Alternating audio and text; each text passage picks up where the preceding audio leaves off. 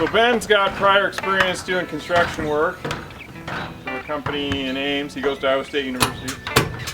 So I can tell he's got some experience because he knows how to jump in and see what needs to be done. Got 10 joists put up. I think he's on his second to last joist. He's working so fast he had to take his sweatshirt off. We gave him an official dress uniform, one of these sweatshirts, built something big, but he elected to take it off because he got a little hot. So now he's got his favorite t-shirt on. So many recipes, so few squirrels. And I really like it. I love that t-shirt. It says a lot about him. So they got a nickname for you at Iowa State? Call me the Amish electrician. Really? Yeah. Why electrician? I don't know. You picked up on stuff pretty quick?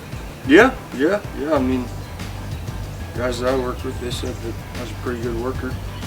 I took more than just one board at a time. Some of the kids they had. Some of the kids were a little soft. Yeah, they take like 1 2x4 instead of like 4 or 5. Why do you think that is? I don't know. Maybe they were just there for the money. Well, you grew up kind of in a farming community and did a lot of work in the shop with your grandpa, right? Yeah. I mean, I was out there most days. Get your hands dirty and dig in and established a work ethic by growing up on the farm. Yeah. Awesome. That's really why I'm having Braden help me with this, because he didn't get the opportunity to grow up on a farm, work in a shop with Grandpa.